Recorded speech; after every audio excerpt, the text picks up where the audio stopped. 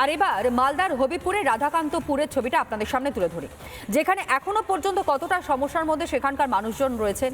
রাস্তার একেবারে হতশ্রী অবস্থা, কাঁদা প্যাচপ্যাচে রাস্তা, একমাত্র দড়ি ধরে যাতায়াত করতে হচ্ছে গ্রামের বাসিন্দাদের।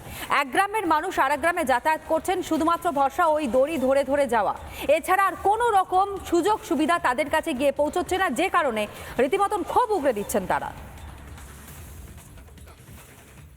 পিডব্লিউডির বোর্ড বসানো হয়েছে, অথচ রাস্তা হয়নি। প্রশাসন, তুমি জবাব দাও।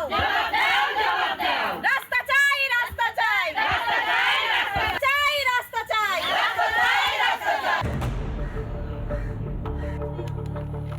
রাস্তার দাবিতে বিক্ষোভ, দড়ি টেনে নদী পারাপার। হ্যাঁ, ঠিকই দেখছেন, এটাই হলো চলাচলের রাস্তা, যেখানে অ্যাম্বুলেন্স ঢোকা তো দূরস্থ, নিত্যদিন সাইকেল টোটো উল্টে ঘটছে দুর্ঘটনা।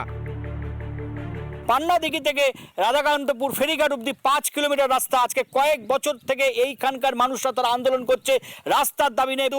এই অবস্থাতে, কাঁচা অবস্থাতে রয়েছে, বর্ষার সময় চলাফলের অযোগ্য হয়ে পড়েছে। কাদার উপর দিয়ে মহিলারা আজকে রাস্তায় হেঁটে প্রতিবাদ করছে।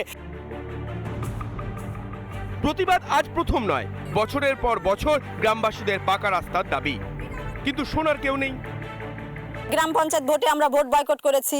লোকসভা ভোটের সময় এডিএম, তারপরে বিডিও, বিলারু সাহেবরা এসে আমাদের বললেন যে তোমরা ভোট দাও, আমরা তোমাদের রাস্তা করে দেব, অথচ কোনো রাস্তা হয়নি।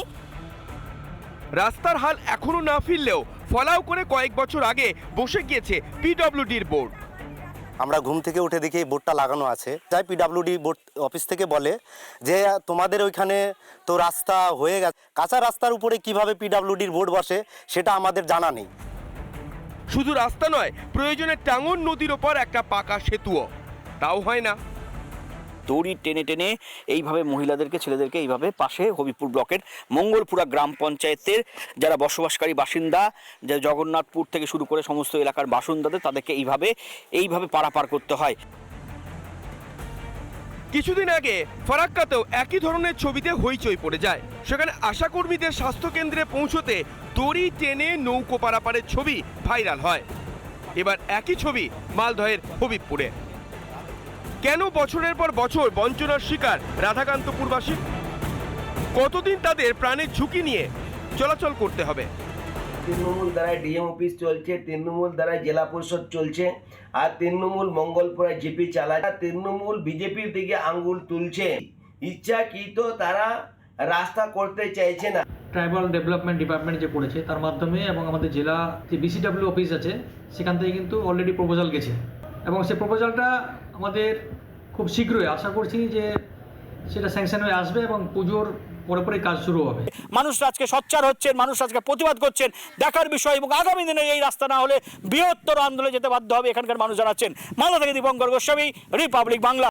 নানা ধরনের কন্টেন্ট দেখার জন্য লাইক করুন, শেয়ার করুন আমাদের ফেসবুক পেজ, সাবস্ক্রাইব করুন আমাদের ইউটিউব চ্যানেল। পাশাপাশি অন্যান্য ব্রেকিং নিউজের জন্য অবশ্যই চোখ রাখুন রিপাবলিক বাংলায়।